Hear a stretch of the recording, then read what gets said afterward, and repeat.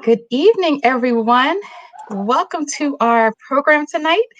We are back in session for Faith Filled Moms. My name is Tanya May Avent, and I will be your host for the evening. I have a wonderful guest, Ms. Sheera Berdecia, with me today, and she's going to be my guest as we kick off our Faith Filled Moms month on autism. So we will be featuring moms every Tuesday this month that are on an autism journey, and we will just share their experiences, their walks of faith, and just hopefully encouragement for the community at large. So, Sheera, first of all, I want to say thank you and welcome. Thank you so much for joining us. And I'm going to go ahead and get us started in prayer. Okay.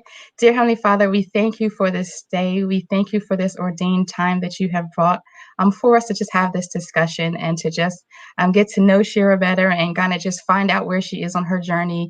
I just thank you for her willingness to share with us. I thank you for every person who's going to be watching the stream, whether it's live or in the future, God, that you would have truths come out tonight that would help another mom, another family on their journey. In Jesus' name we pray. Amen. Okay, Sheera. In Jesus' name, amen. Amen. So we're going to start off with you. If you don't mind kind of just doing an introduction and kind of giving us high level. We've had you on before in April, but if you don't mind kind of just sharing for those that maybe have missed it or are just meeting you for the first time, just give a little bit of information about yourself and your family. Okay. Hi. Thank you again, Tanya, for having me. So excited, a little nervous, even though we've done this before. Mm-hmm. But again, thank you for having me. Um, so my name is Sheera Berdecia, and I'm a mother of two amazing girls, Layla, who's diagnosed with autism, and Larissa, who's my youngest daughter. My husband and I have been married for the end of this month will be 14 years. And Congratulations. it's just been, thank you. All praise be to God. And it's just been us four on this journey together. Mm-hmm. Well, thank you so much for joining us. And we're going to definitely get more into you and your family. But first, I want to do something really fun and light to kind of just get you comfortable and get everybody to know you. So I'm going to put you on the hot seat right now, and we're going to play a quick game of this or that. Oh, So, sneakers or flip flops? ooh,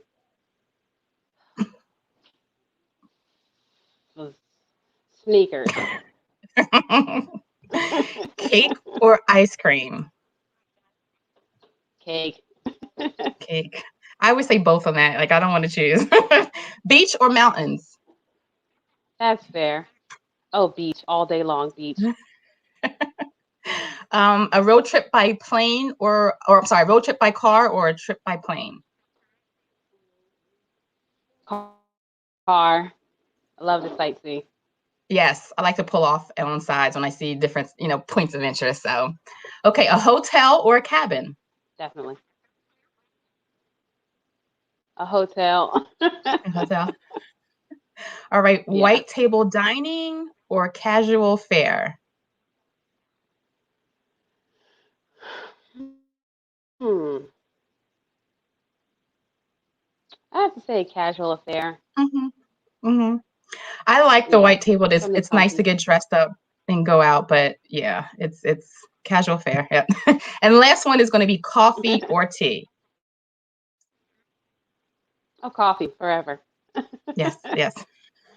All right. So I do notice we do have a bit of lag. So I've got to remember be mindful of that because it sounds like you're getting my questions a little bit late. So I want to make sure that I'm conscious of that. Okay. So the next question I want to ask you is what is your favorite scripture and why? Oh my gosh. Um, I have so many. And as I was kind of like trying to think about it and everything, I'd have to say my probably not my most, but one of my most favorites is Psalms 34. I really love the whole Mhm. chapter, but Psalms 34 and 4 um, in the Message Bible. Can you share what that is? Can you share how it states in the Message Bible, or just kind of Oh paraphrase? yeah. Hold on. Let me give me 1 second. I have it written down right in front of me. Sorry.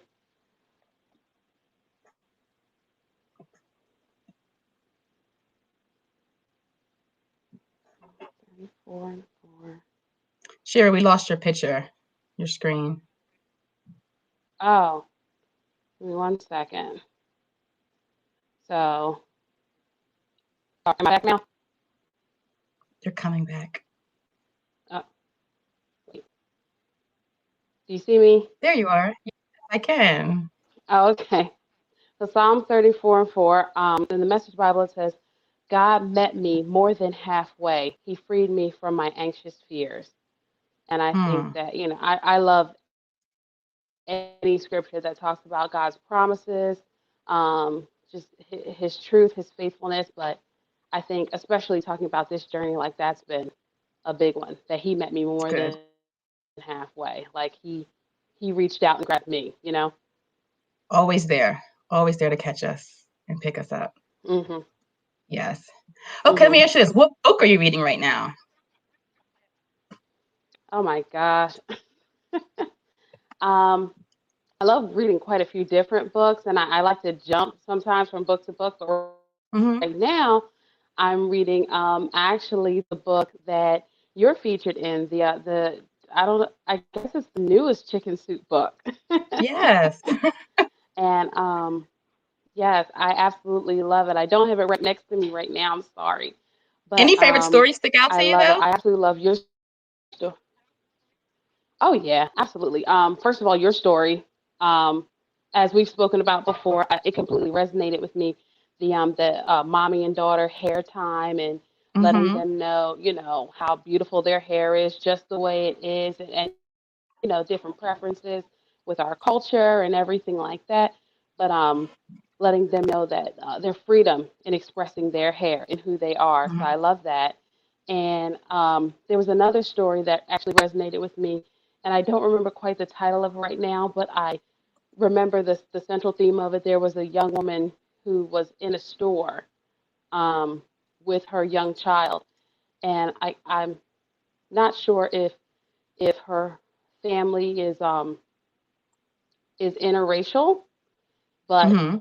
whatever the background, um, her daughter or her child, excuse me, resembled more the father, her husband, I believe. And so that's kind of like an overarching theme in my house. My daughters really, really look like my husband. And that story just completely resonated with me that, we live in a society and we live in a culture where, people just don't always understand. And so, I know how it feels to have gotten the questions, are those your daughters? Stuff like that. And it's like at that moment, you're like, yes. But so that story really, really, really blessed me to resonate with another mom on that level. Now, for context, for people who don't know you, what is the race of your husband? What is his background? My husband is Spanish, so he's Puerto Rican. His family is from Puerto Rico, so my children Mm-hmm. are half black, half Spanish. Yes, thank you. I just wanted to make sure for people who may not have understood why that resonated with you Sure, because of that. And my last question before we get into your absolutely. story is if I offered you a free ticket to anywhere, you could fly anywhere tomorrow when you woke up in the morning, where would you go and why? Oh goodness,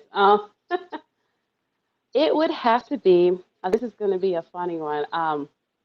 If I'm pronouncing it right, Saniva Fushi, Maldives.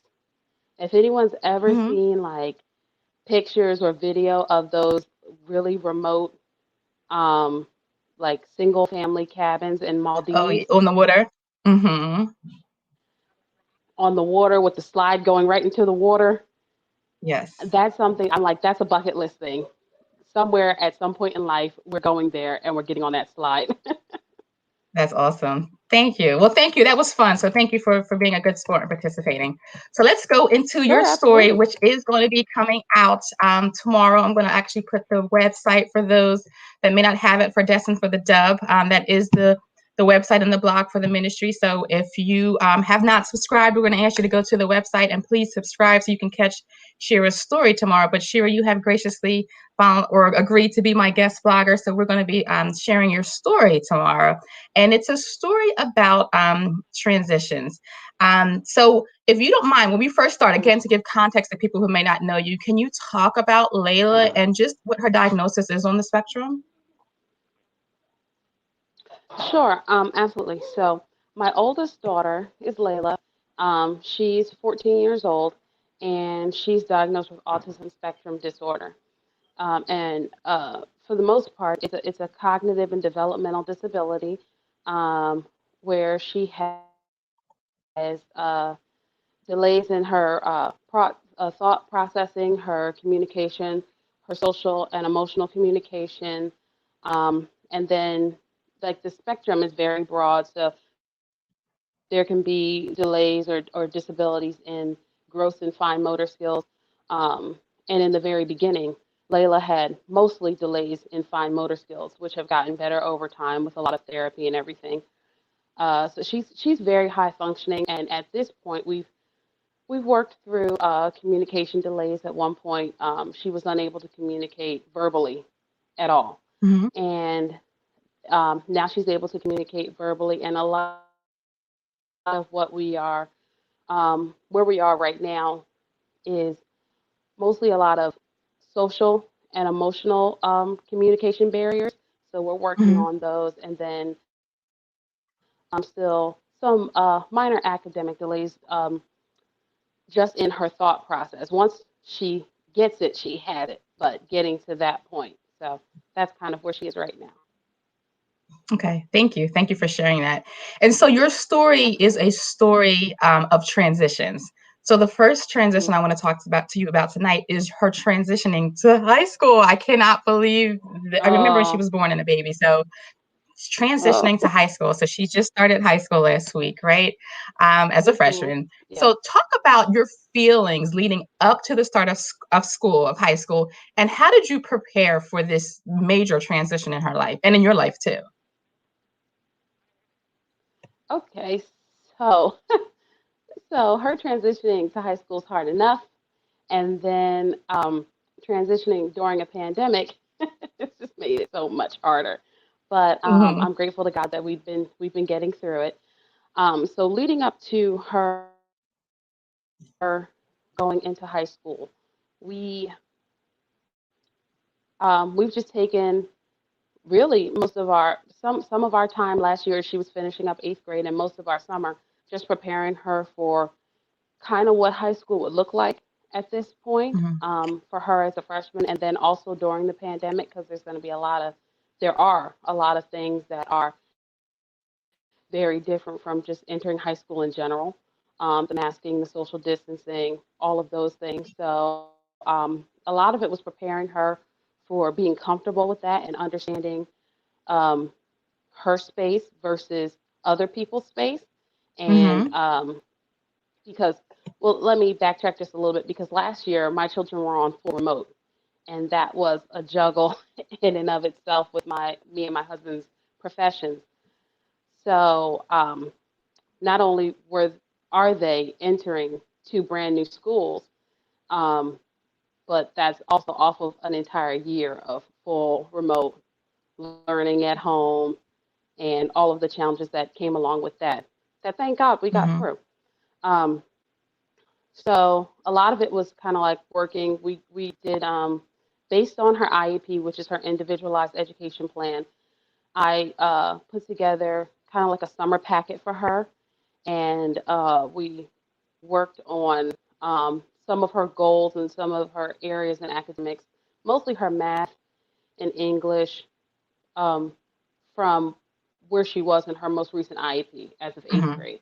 Hmm. Kind of trying to make sure that she had those refreshers and different things like that, that she was comfortable with um, with sitting down and doing like school work in a work setting and everything like that. So she kind of had a little bit of summer school this summer, and I don't think she appreciated it. But and then also too, for her, it was teaching her, to how to sanitize things, how to wipe down her desk, how to, apply hand sanitizer on a regular basis, different things like that. Being comfortable with wearing the mask for quite a few hours out of the day. So it was a trip, but we got through it.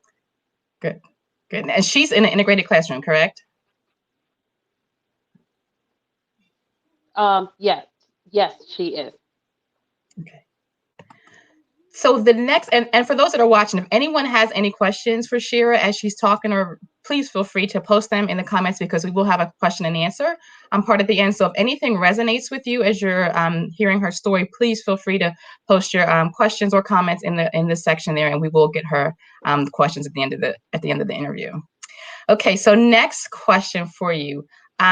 In your story, you also shared about uniqueness. Everyone's journey is unique, so you cannot fully understand the journey of any other mother who has a child with autism and what their story is. So I want you to kind of share the insight that you have gained over the years as you're navigating through communities and different types of communities for support, and trying to get the support that you need based upon the support that's really out there for you and for Layla. Okay. So with autism, that's really the best way to put it is every child that is on the spectrum at any point of that spectrum, their journey is so unique, their diagnosis is so unique, and even though there might be similarities here and there, no two children's diagnosis is going to look exactly the same. Like it's one of the biggest things that I notice is like my daughter has like food texture aversions. And so for my daughter, they're very specific, where another person's child could have food texture aversions and they're completely different from Layla's. So it's like you'll have that in common, but then the specifics of the things that the things that may be overstimulating to your child, the things that may be like sensory overload to your child, they can be so different. But then both children are diagnosed with autism spectrum disorder. They can both be high functioning. They can both have similar cognitive delays and stuff. But your child, the way that your child perceives everything that they come in contact with is so unique to them. And through the different children that I've met, the different parents, the different families that I've met, it's like we all have that understanding in that community of our child is working through this.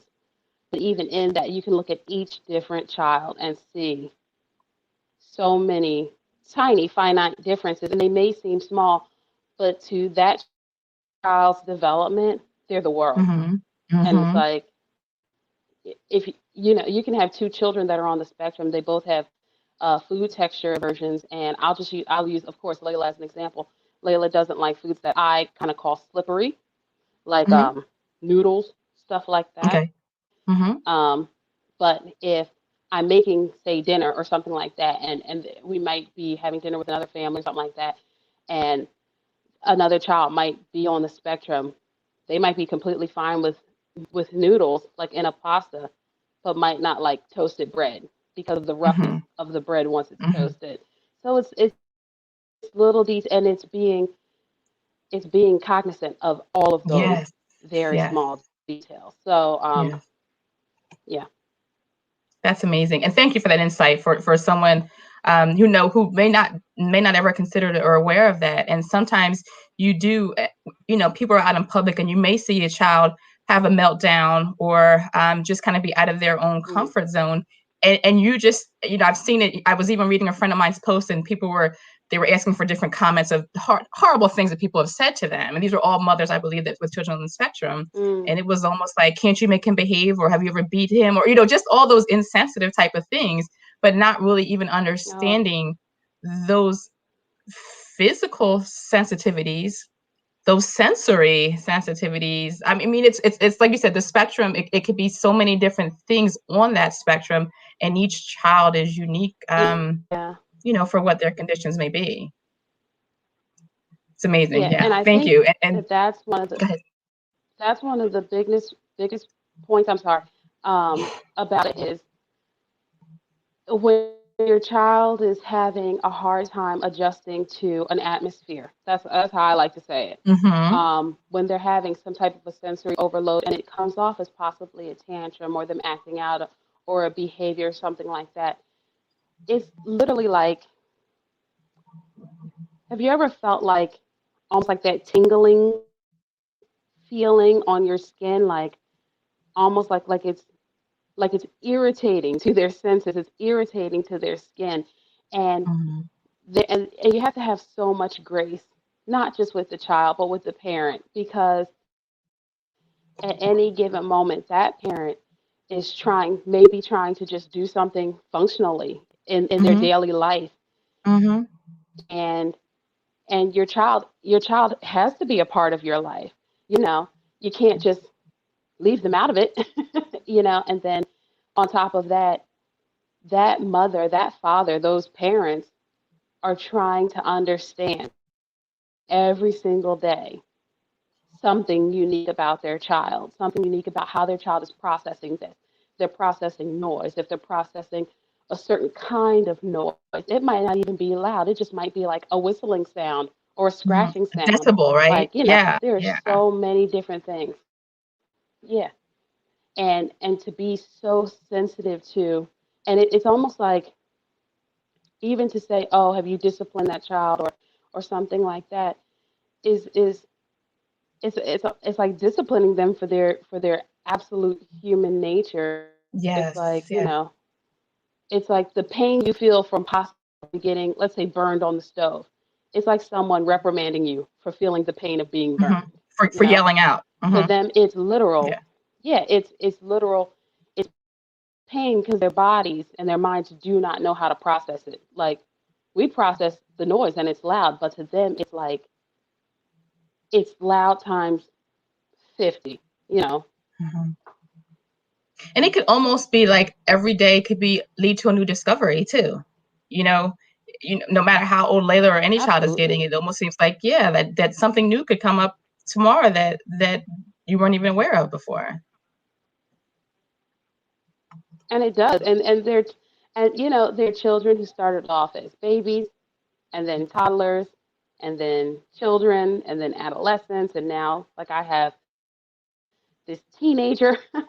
And just like a typically developing child goes through, these different phases, these different feelings, these different approaches to things, Mm-hmm. like how they said, you used to have this child who was so bubbly and, fun and everything. And then all of a sudden they become a teenager and they kind of become a little terrifying, or they don't want to be Mm-hmm. bothered, or they don't, all these different things. Yeah. Like, they're getting, and you know what I mean? And Layla being diagnosed with autism does not change that she is, a young lady growing into a young woman.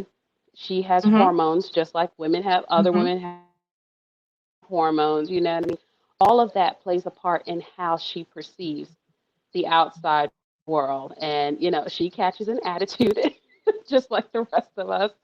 She has her days where she's just not feeling it. So it's like all of that plays a part. So it's like, that's just another part of the transition and another part of the journey that you have to, begin to learn and understand, and help her to learn and understand. Wow. Wow. That's so insightful. Thank you. Thank you for sharing. And I'm learning every time I talk to you. I learn, and I'm just even learning even more from this conversation as well. I want to touch upon a subject we talked about last time we had a conversation, and you previously talked about the importance of Okay. advocating, especially for the needs of your daughter. Uh, And so, can you share your approach to advocating for Layla's education, for her socialization, for her health, and how would you encourage other moms who are watching right now who may not be as comfortable advocating or not know how to advocate for their own child? What words of wisdom or what guidance would you be able to share with them? mm. So I can start off by saying, It wasn't always easy, Mm-hmm. and it takes having a certain level of fight in you that may not Mm-hmm. come naturally, Mm-hmm. but hopefully and prayerfully grows over time. And I think one of the biggest things for me with Layla was, um, that kind of like that fight or flight reflex. And it was kind of like at the moment that I saw in any given situation where she may not have been getting exactly what she needed, um, the first thing I thought was, well, if we don't stand up for her, if me and my husband don't, talk to them about, they might say, oh, she's doing this and she doesn't need a certain therapy, for an example. Mm-hmm. And the first thing we'll think is, if we don't say something about this, there's nobody else who's close enough to her and knows her well enough to say something in our place. And even for me, just from a personal standpoint, the advocating and standing up for herself, myself, doesn't always come like naturally. Like it's Mm-hmm. not like naturally I'm ready to get up in everybody's face and all this Mm-hmm. stuff. But it's it's more of that, like that fire gets lit under me the second I think, well, if I don't say something about it, if I don't bring this to someone's attention or something like that, then there's nobody else with respect to Layla who has the place in her life, the authority in her life, and the wherewithal to do that for her.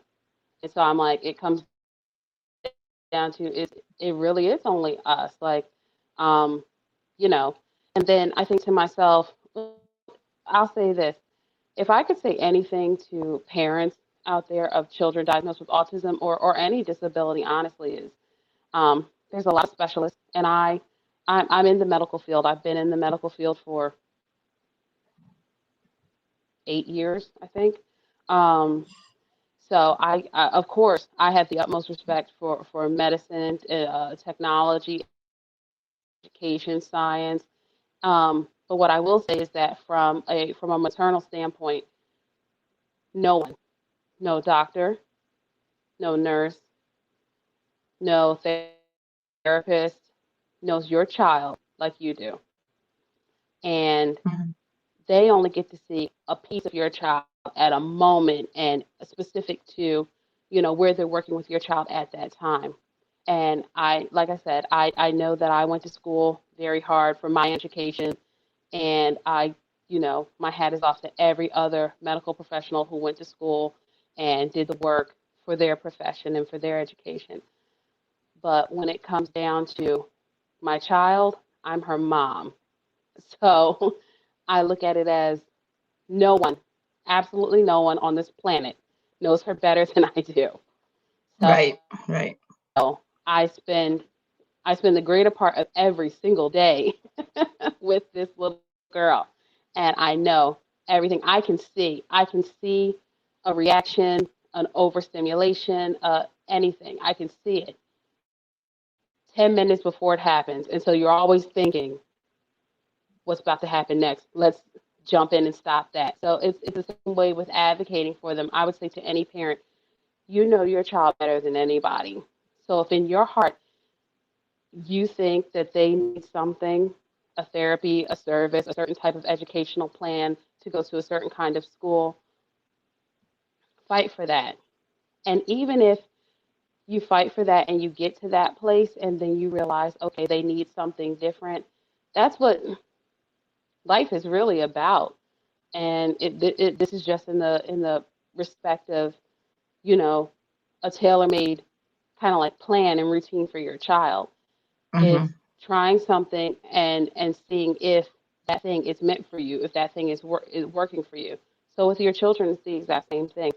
Is see if this thing is beneficial to them, and then if it's not, okay, we go back to the drawing board, we go back to the IEP, we go back to the therapy plan, and we regroup. We talk about it. We see how did she react to that, how did she respond to that, and then what can we do, you know, differently. Excellent. Mm-hmm. Okay, thank you. That's helpful. And even me, even again, like not that even if my children don't have a disability, but still there's educational Hmm. or other places that you can advocate for your child that you feel something that they need that they're not Absolutely. getting. So I think that's a lesson for any parent, regardless of any special accommodations or need their children may have or not. So thank you for that as Hmm. well. Um, in your And story, I'm, go ahead, sure. Mhm. oh no, I'm so sorry. I just wanted to say, and this just came to my mind, but I just want to tell other parents out there that there's always a way. I've been in situations where I've been told, oh, this can't happen. Oh, we can't do that. Oh, we can't accommodate that. And unfortunately, I guess fortunately in the long run, um, it may take a little more fight. It might take just a smidge of attitude, if that's the right term, um, or determination. I'll say. I think Yeah. determination is a better Hmm. way to put it. But um, there is always a way. There's always some sort of a compromise. There's always some sort of an understanding that can be reached. If there's one thing that the pandemic taught me, in addition to all the years that we've been advocating for different plans and different implementations in her education plan, the pandemic taught me that even in the most the roughest or the most unforeseeable circumstances, that there's a way to work this out so that your child is not losing out, because Hmm. with the pandemic, and I'm sure a lot of parents across the nation felt that, and it's no one's fault. A pandemic is no one's fault. I mean, from this standpoint, from where we are, like, the the situation to shut down the schools in person and everything, and have everything become remote. It's just that's the situation that we have or had, and we all have to work together to make that an optimal situation for our children. Um, there's no one to blame. And it's beyond all of that. Honestly, it's more important that we all do what we can do. We're in this situation.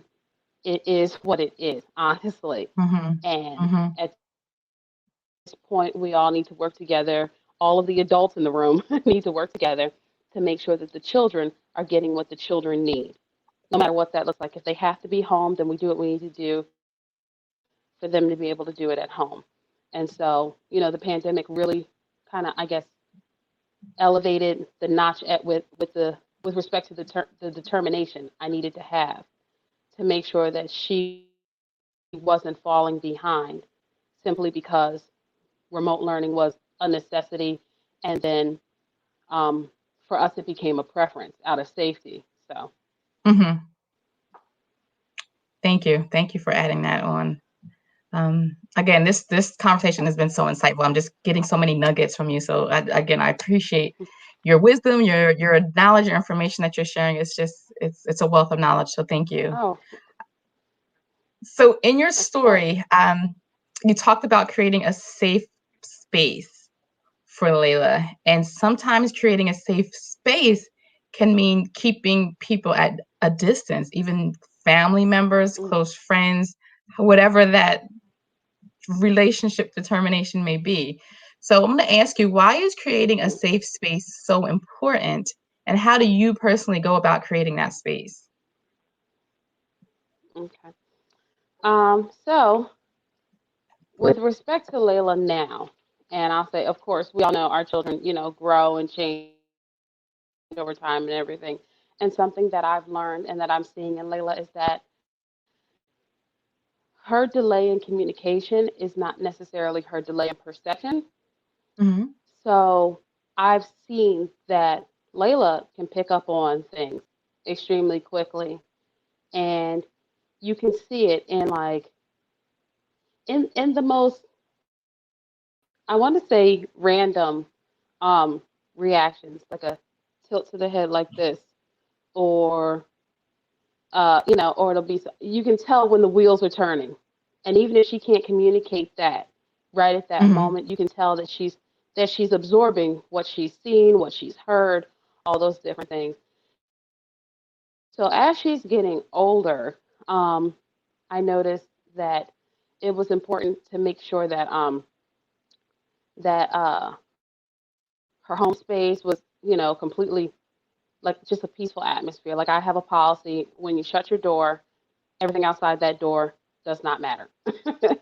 Mhm. And um, I noticed that where when she was younger, I concentrated a lot more on her physical needs, because that was where she was. Now Mhm. I concentrate a lot more on her social, emotional, mental, spiritual needs, um, because while she doesn't necessarily need mommy to do all these little things around the house for her, um, she needs mommy to be in a healthy mental space. Mhm. She needs mommy uh, to be available no matter what she's feeling, no matter what she's thinking, and even if she can't process it, I can literally look at Layla and know if something's bothering her. She didn't say a word. She didn't break down crying or anything, but I can tell something's wrong with her. So, uh, so when I say it was important for me to create a safe space for her, it was a space with where the atmosphere was just settled. That's the thing that comes to mind, where the atmosphere was just settled, and just being mindful of, um, first of all, whatever's concerning her, whatever's concerning my other daughter, because we certainly make sure that we are even about the attention that we give in the house. That first, that they come first and foremost, and and now they're at that age. She's 14, and my youngest daughter is going to be 12. And they're at that age where they ask a lot of questions, a whole lot of questions. Some of the questions I'm not ready for. Mhm. And we want to be able to be in a place, both of us, mentally, emotionally, spiritually, where we're available to answer those questions. Um, we're careful about what our children see. And I don't know if she got a chance to be on tonight, but I do want to give a small shout out to Sister Lisa Bourne from Tabernacle of Faith. She was my first Sunday school teacher. And I'll never forget one of the very first lessons that I got in Sunday school was to guard your gates, your ear gates, your eye gates, your mouth gates, because the things that enter through those gates, the things that you see, the things that you hear, the different types of conversations that you have affect how you operate mentally, emotionally, and spiritually.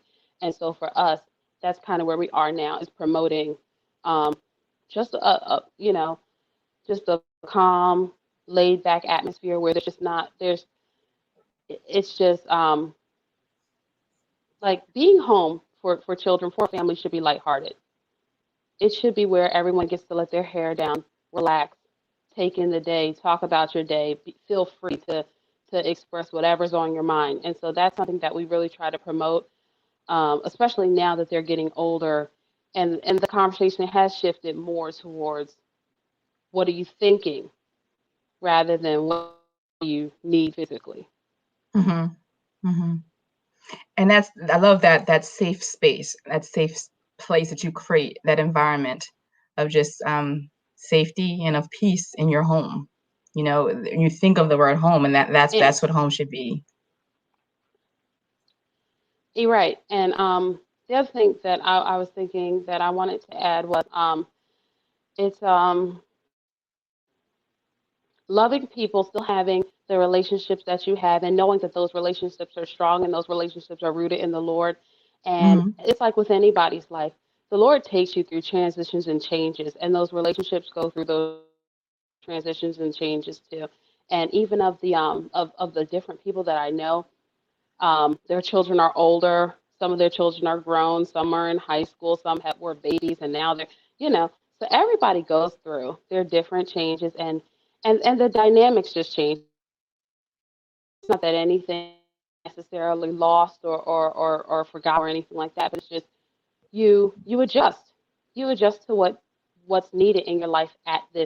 And I know for us, that's definitely something that we're learning to um, to prioritize, and that we're learning to Mhm. become comfortable with. Is that whatever the adjustment is, we just make it. We just make it, and we do what needs to be done for our family and everything. And also, uh, when it comes to children on the spectrum and even disabled children in general, um, it's important, and I know a lot of parents feel this way, is that like I was saying before, you can kind of see something before it happens. Hmm. Um, and having that intuition with a child in general, but with a child with special needs is so important. And I know sometimes and we've had to adjust the way that we approach certain outings, certain activities, different things like that, because we wanted to optimize Layla's enjoyment. We wanted to optimize her safety. And so um, there are so many different things. If an event is near a body of water, we're cognizant of whether or not it's a good idea to go, because Layla could have a slight tendency to wander. She might not go far. When you're a mom of a child diagnosed with autism, you know exactly how far enough is. And Hmm. if there's very large crowds, not only might the noise be overstimulating to her, but the crowd, just the fact of, just standing in quarters with so many people could be a lot for her. So we tailor make our decisions and our activities to what's not just going to have Layla present, but what's going to have Layla involved. Because, of course, when she was young, but especially now that she's older and she is better at decision making, she is opening up more, I should say, about her thoughts, her feelings, what she likes, what she doesn't like, you know what I mean? So it's like we want to make sure that every decision that we're making for our family is is appropriate for everyone in the family, including her. Yeah, I love that about your story. And again, I'm excited. I cannot wait for people to read your story. So again, those that are listening, if you have not already, make sure that you sign up to follow Destined for the Dove, so you'll get the link of Sheera's blog, that or her story that comes out. But I love that part of your story that talked about we weren't just doing things to do things as a family, and Layla coming along for the ride and may not be involved, may not be engaged, but she's there. You're doing something as a family, but you were intentional about Mm-hmm. making sure that she was participating, she was enjoying, she was involved, she was very much intermixed with everything that was going on, and actually enjoying herself, and not just, again, like you said, just being there and having to come along while the family does, whatever the rest of the family would do, whatever they want. So like I said, there were so Mm-hmm. many just good insights in your story. So again, I cannot wait to so it'll come out tomorrow morning. So everyone that I can't wait for you to read her story. So the next question I wanted to ask you, if there's one piece of advice that you could, or words of wisdom that you could offer other mothers with children on the spectrum, what would it be? Like, tell me what your golden nugget is, the most impactful Oh, lesson that you've learned through this journey. What would you say, if that's that one piece that you could pass along? What would you say that would be? um, so I guess my one golden nugget would be you can't pour from an empty well. And I get that from a book. We discussed it before in our previous segment, Grace Not Perfection by Emily Lay, or Emily Lee, Mm-hmm. if I'm pronouncing it wrong. Um, for every parent, every person, every woman, if you haven't gotten a chance to, uh, please look for this book. I have it right here. Let me see if I can. And anybody who knows me can certainly ask me for the information. I can text it to you, email it to you, anything. But that book gave me so many great just nuggets for life in general. And yes, it comes from the point of Emily as a mom, but even as just a woman and as a person, you can't do anything in your life productively if you're completely empty. And we've gotten to a place where we've gotten used to going on empty. Mm-hmm. And we keep going until we are no earthly good. And um, that book really that book and the insights in it of just like having grace with yourself first and foremost, and filling yourself up. Not that you're not paying attention to or giving to the people and the things in your life that have been placed in your life by the Lord, but that you're you're preparing yourself. And I think preparing yourself is important. We get prepared for everything. We get prepared for our workday. We get prepared for we prep food before we cook it for meals for our Mm-hmm. families. You Mm-hmm. know, we prepare even before we go to the grocery store. Most of us write a list and then we leave it home, but we still wrote it. Um, but it's just like preparation is so important. So even when you're giving to all those things, when you're giving to your children, to your spouse, to um, to your work, to your church, to your community or an organization you're a part of, um, if you never take those times to replenish yourself, and that could be anything, and you know, I mean, of course, something healthy. I like to stick that in Mm-hmm. Mm-hmm. something healthy, but you know, there's been times where you know my husband is awesome with him and the girls will like veg out with cartoons, you know, and watch TV, and they love that. They love, you know, daddy time watching TV and having snacks on the couch and everything. And I'm like, okay. Sometimes I'm there to watch it, to watch cartoons, and we all sit there together. And then sometimes I'm like, okay, Shira needs a little time, and Mm-hmm. I will go drive to somewhere. I love bodies of water. So I'll go drive to Red Bank Park in Woodbury and just sit there and stare out at the river and I don't know, watch the planes take off from Philly or something. But and it's even something as small as that. If you know, if you're a Starbucks fan, which I am, and you go and you get your favorite drink from Starbucks or something like that, whatever it is, take time and curl up with a book that you've been dying to read, but you have not gotten around to it yet. Taking a nap. Mm-hmm. I've learned over this pandemic the value of a nap. um, Something just as simple as that, you know, all of those things are replenishing your well, getting in God's word. I don't ever want to make light of that, of grabbing for those scriptures that you know boost you back up when you're feeling down. Those songs, those hymns, the gospel, you know, just turn on the radio and just listen to something that's going to just lift your spirits. All of those different things because life can run you down. Life can make you very busy and life can make you very tired. And especially as your children get older and they get involved in things. And we're talking, and I mean, even Layla, she's diagnosed on the spectrum, but for a long time, and we're planning on getting into it again, but for a long time, she was participating in the Special Olympics of New Jersey. Mm-hmm. And when I tell you, we were running around like there was no tomorrow. And I don't know how we got through it. I really don't. We were like up at the crack of dawn, driving to Trenton, driving here, driving there for these meets and everything. And it was like just so that she could have that experience. But that's a wear and tear on your body, on your mind, you know, if you're sleep deprived, all those things. So um, that's got to be the biggest thing for me is you cannot pour from an empty well. If you pour out everything you have to everybody that you want to give a piece of yourself, a piece of joy, of help, of you know, Yes. of Yeah. anything too, and you find yourself completely empty, eventually you're going to shut down. You're going to shut down in one way or another. You're going to shut down physically, you're going to shut down emotionally, you're going to shut down mentally because you have nothing left and you need fuel. Just like we all see it when the car is on E because we kept driving and we drove past all those gas stations Mm-hmm. and we knew Mm-hmm. better. And we knew better, but we still did it because we were just focused on what we were doing.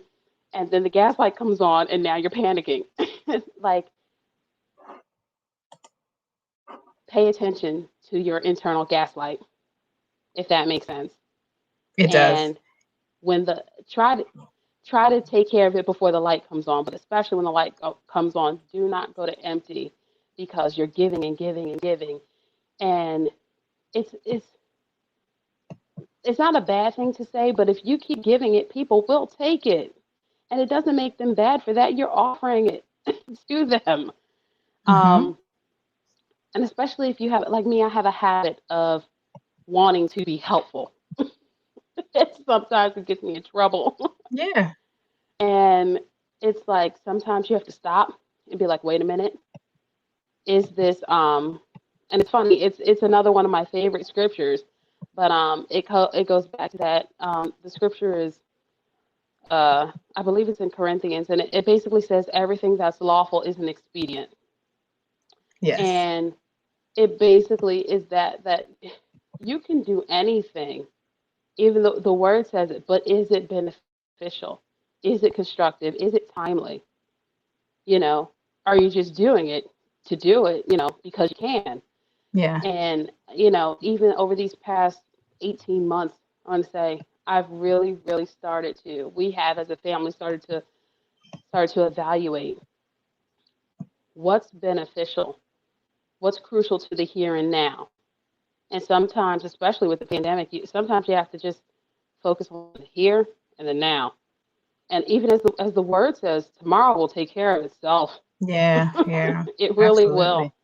And so sometimes you just have to stop and think, am I doing what's good for now? What's not going to, you know, completely and totally take me, just take me out, just, make me tired, make me frustrated and everything. And learning your own triggers. And one thing that I've learned about kind of studying Layla, that's what I do. I study her and We studying all her do. and Yep. getting Hmm. to know her.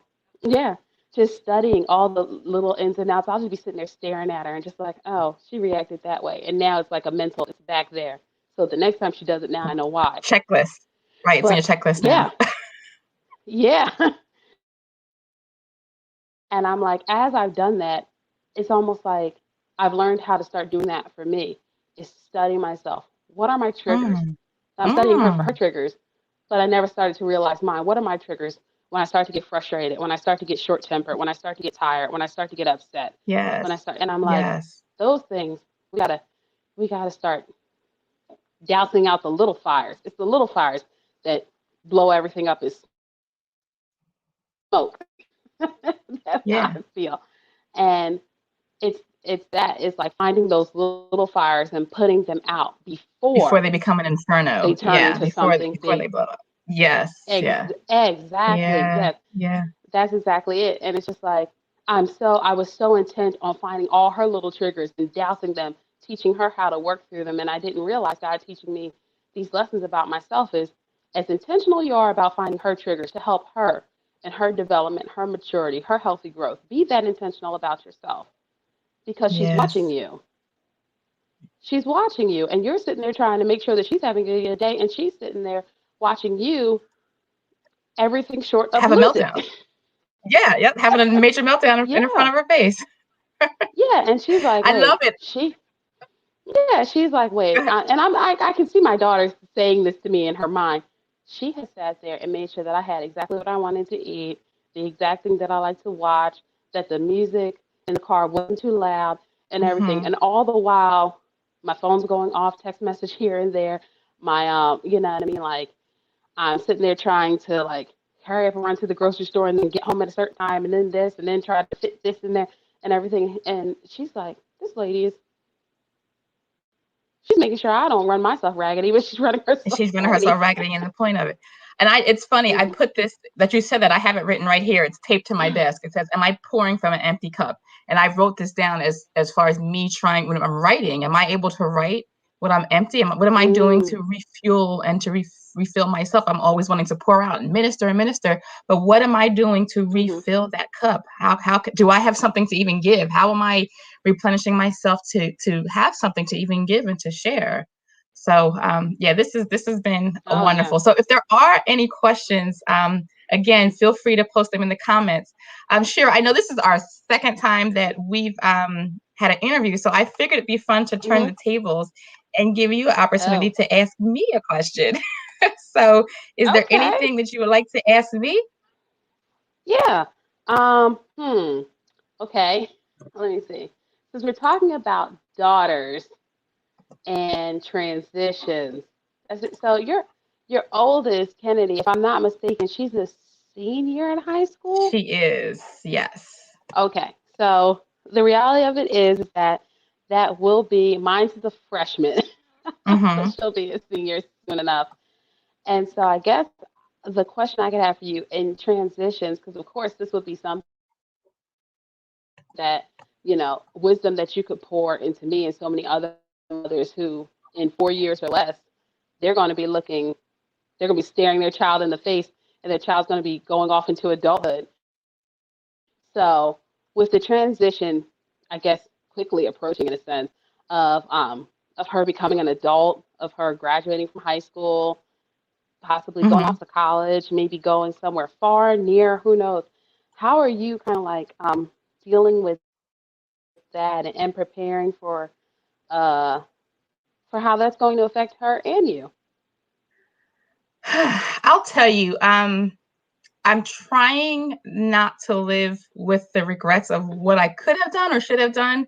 I think there was a lot of insight Okay. after COVID happened. And for anyone who knows my story, knows that we Mm-hmm. were very much a sports involved family, and kind of sports just really commandeered and we allowed it to take over our lives. So everything we did was with sports. And I just feel like there's so many missed experiences that I wish I could have planned and had, and just maybe had regular, like we had this summer, regular vacations and regular um, just experiencing and making memories with them. And we have good memories, but just, you sit back and say, I could have did this differently. I could have done that differently. But I'm saying now, it's Mm-hmm. sad. I'm like, I have less than a year before she leaves. And the interesting thing is, while I'm mourning, she's like, "Yay, I'm almost out of here!" She just can't wait to get off it. She's excited about going off and going to college. Where I'm like, ah. But I'm just really being intentional about the time. Again, me with writing, I go in, I make sure that we try to watch. We have a Netflix series that we watch, and right now it's Manifest. So we pick a series and we don't watch it without Okay. each other. We have to wait until we have time. So at least 2 or 3 times a week, we'll make sure. So I'm probably gonna go there tonight after this interview, and we'll watch it. We'll watch an episode. But that's our Nice. thing right now.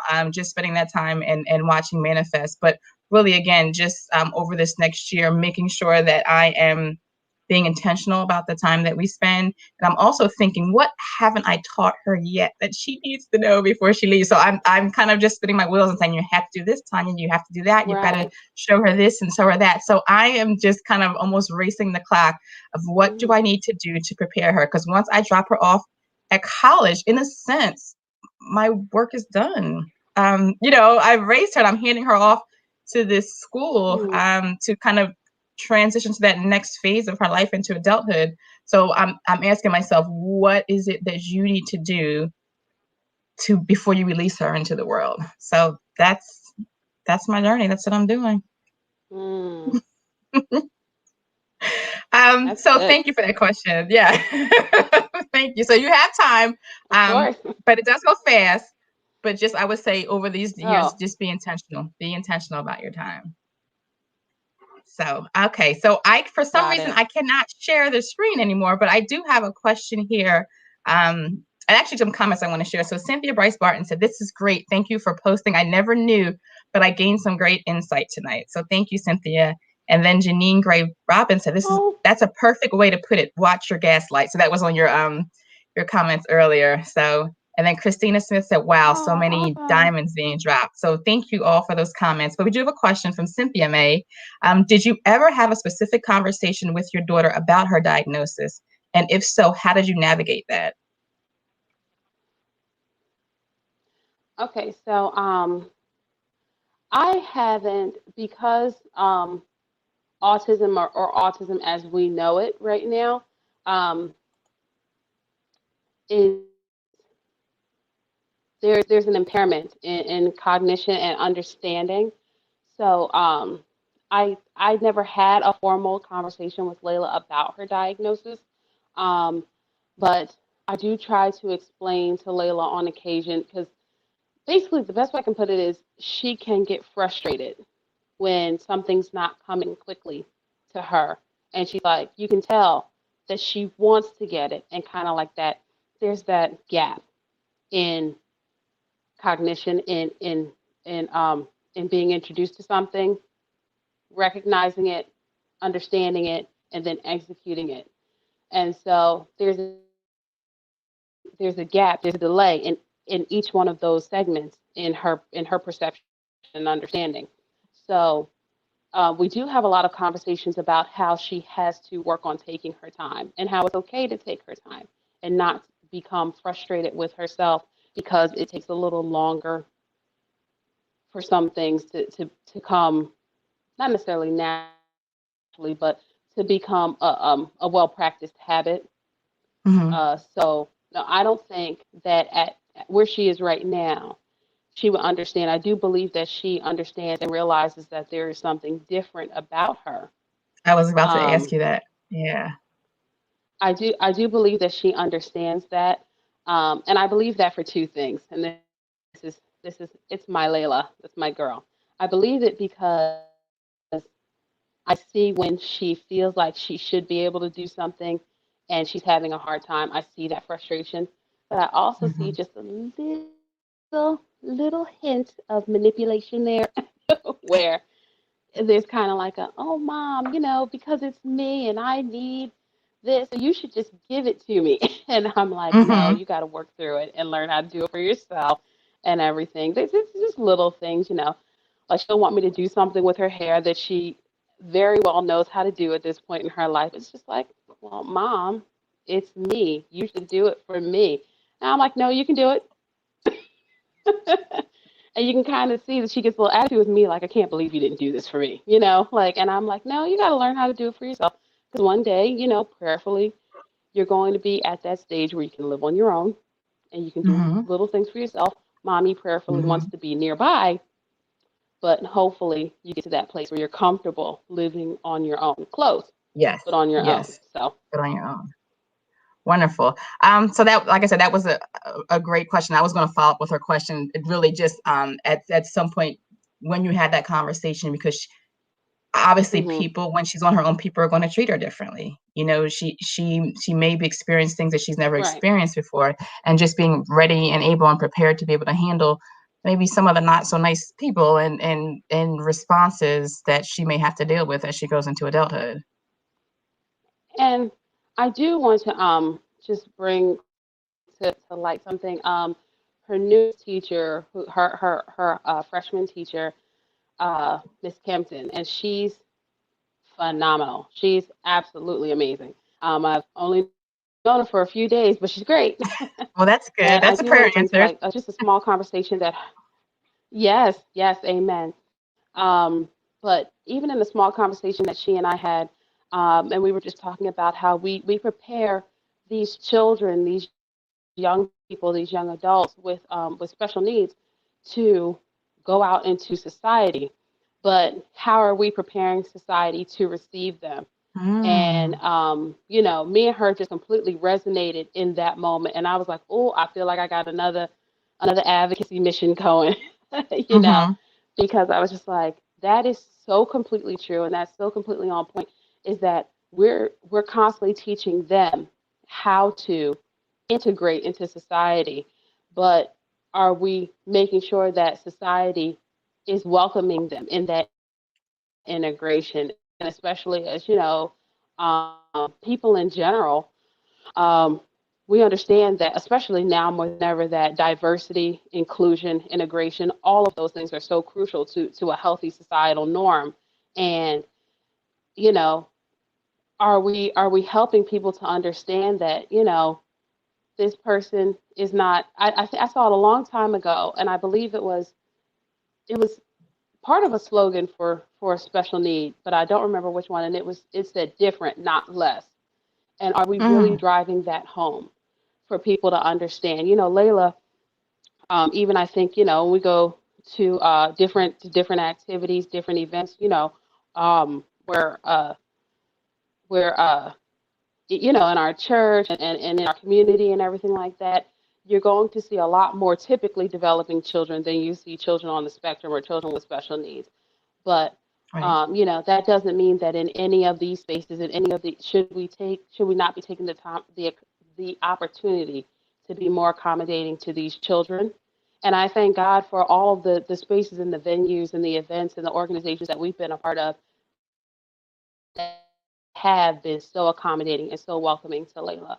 But it's just even there's more of a push now that with diversity and inclusion we say those things, especially when it comes to gender equality, when it comes to racial equality, but are we also making sure that um, our community of people, not just children, adults, older adults, seniors, that are still you know still working through some type of a special needs diagnosis, are we being inclusive to them?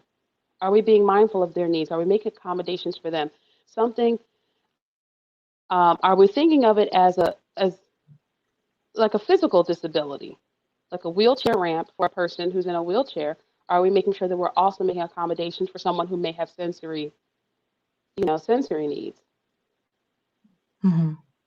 That's excellent, and that's really my hope and prayer for this series.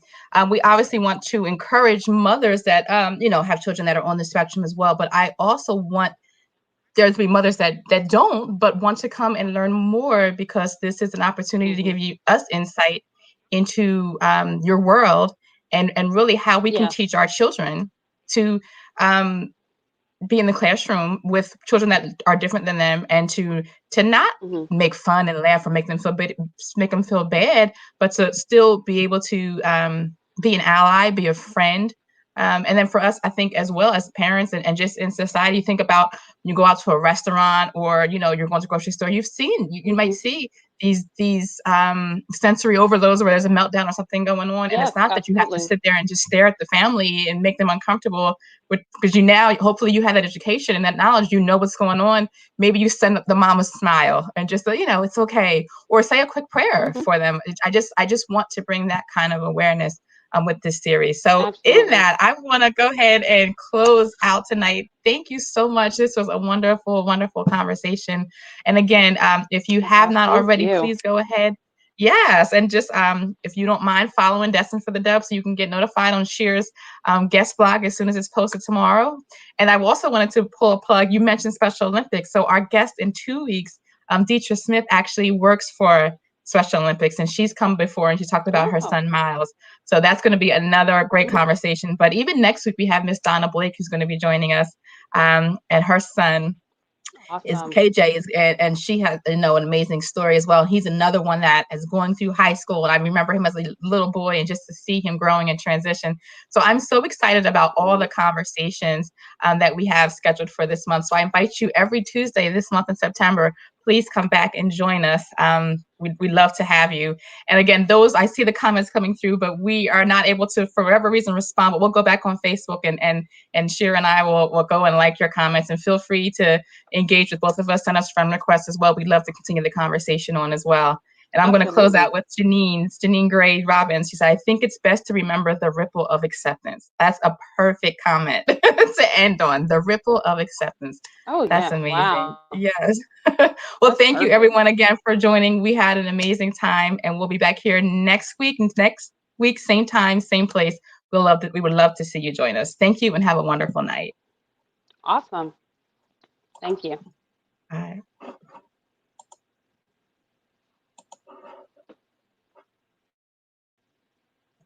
So I'm having an issue with my thing. So guys, we're still live, but I can't. My screen is frozen. But thank you. We'll try to leave out of here, but say thank you very much. And again, we'll see you next week. Absolutely. Thank you to everybody who was able to tune in.